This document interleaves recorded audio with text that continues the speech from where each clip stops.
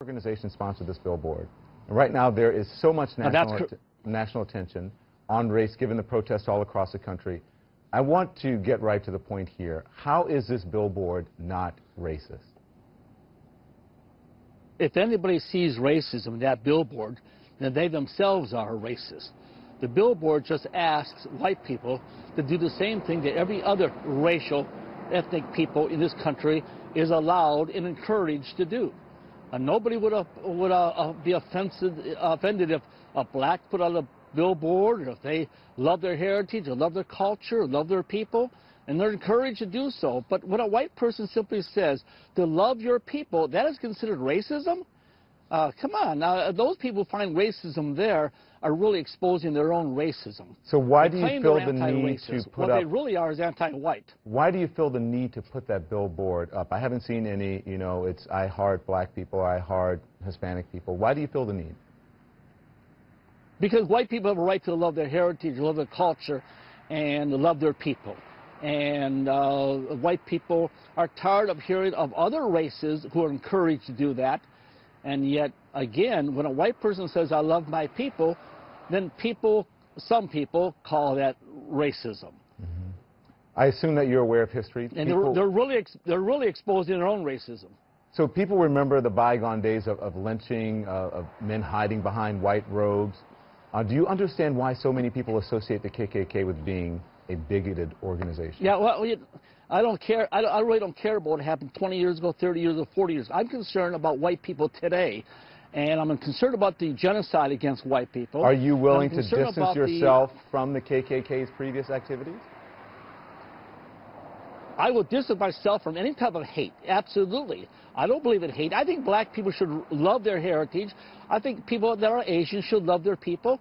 I think people that are Mexican should love their culture and their people. I have no problem with that. My problem is the hypocrisy that encourages other races to love their people, but wants to demonize and throw mud at a white person who simply says, love your people. Yeah, but I understand what you're saying.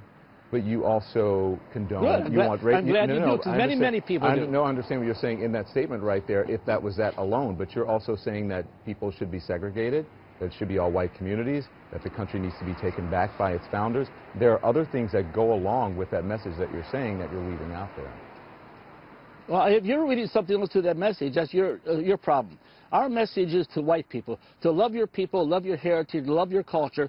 Do the same thing that every other race is encouraged to do. Okay, so this is the reason I'm saying this. When you go to your website, it's listed on the billboard. It redirects you to the kkkradio.com, okay, the internet radio station Correct. You and your family are affiliated with. Correct. Here's what it says about the page. It says, a lot of people recognize that there is an ongoing program of genocide against white people. There are websites, newsletters, yes. videos, and radio shows, but too many talk about family without including the family. It has always been our mission to not just promote the white family, but to make them a part of this cause of a white Christian revival. So do you believe there Absolutely. is a war on the white race? That's what it sounds like. Yes. Yes. I think it's self-evident what has happened in this country past 50 years. Yes, I believe it's self-evident. Okay. I think it's self-evident that when people pick a sign like this billboard and call it racism, it shows their racism against white people who want to do nothing more but love their people. Do you believe that diversity and inclusion are good things? Having a community of people of all colors and religions and backgrounds? Oh, I'm a strong believer in diversity. I believe that black people should have love their people, encouraged to love their culture. I have no problem with black people, Asians. I have no problem with any of those people loving who they are. My issue is with the hypocrisy that wants to demonize a white person who wants to have joy and pride in his own racial identity.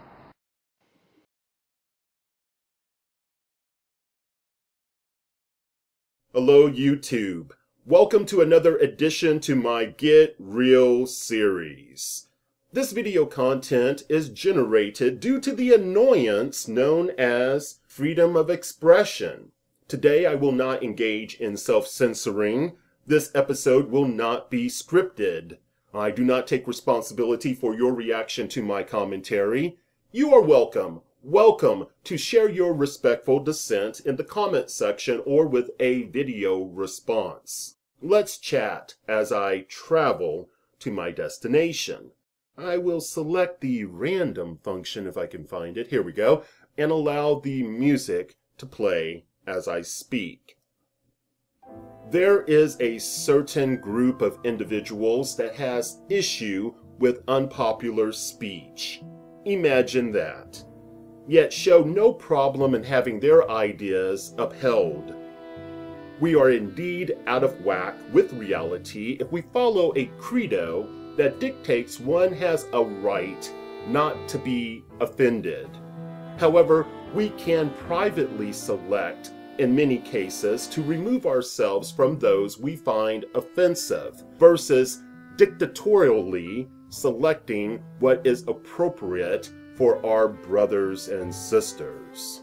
It is clear that speech has tangible consequences on others.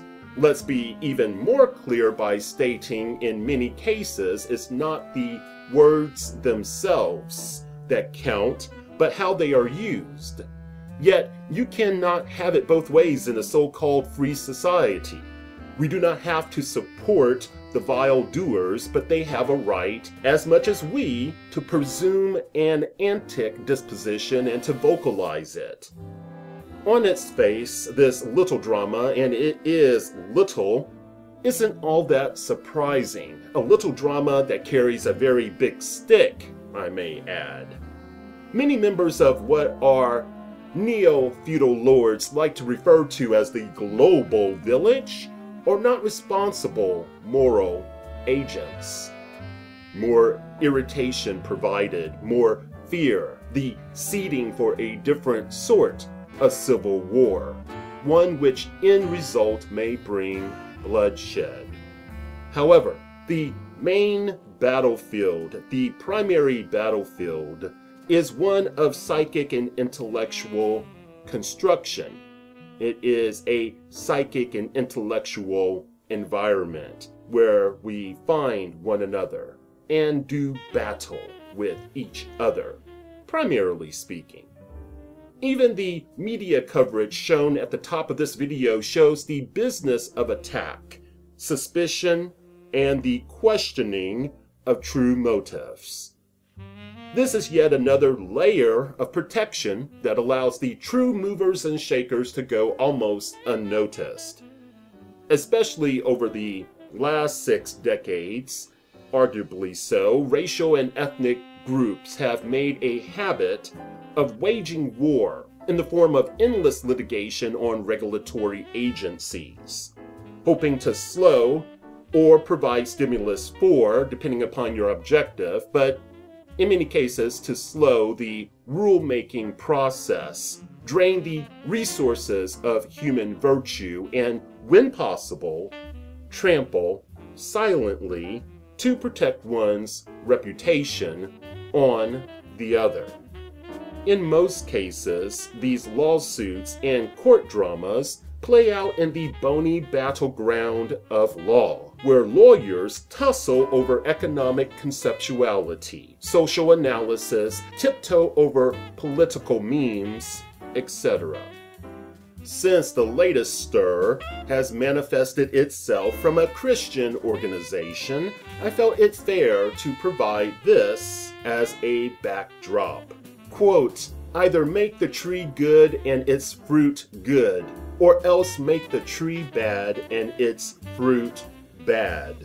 For a tree is known by its fruit.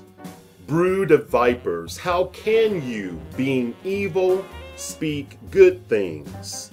For out of the abundance of the heart, the mouth speaks. A good man out of the good treasure of his heart brings forth good things.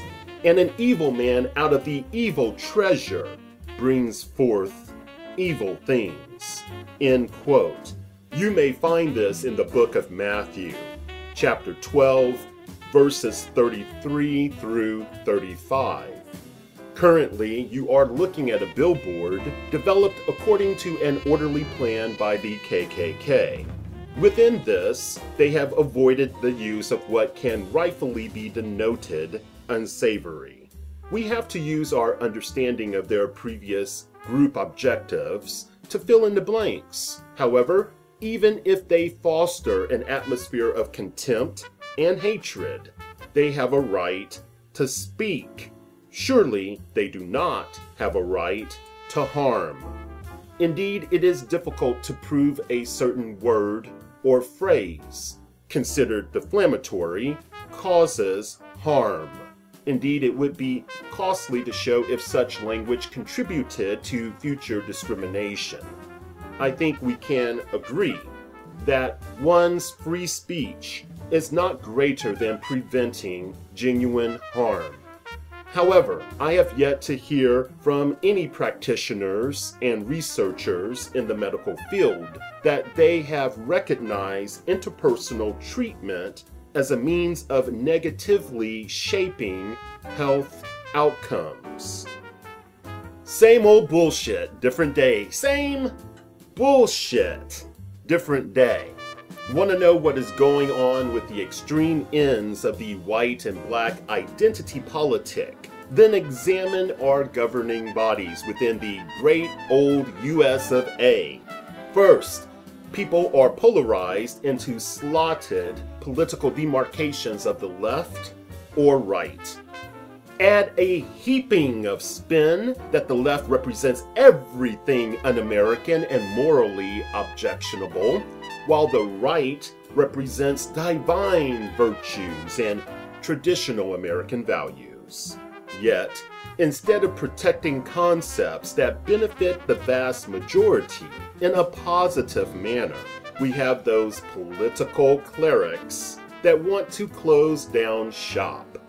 These are the same buggers that want to claim that whites cannot speak on the so-called black condition when they are really only addressing not something unique to the black experience, but typical human challenges. The same concept goes for men who cannot speak on women issues, Muslims that cannot address Zionist propaganda clothed in Judaism, etc., etc., etc.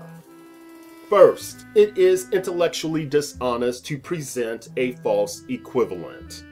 White pride and white domination, aka white supremacy, is not one and the same, just as black pride and the idea of black supremacy does not equate.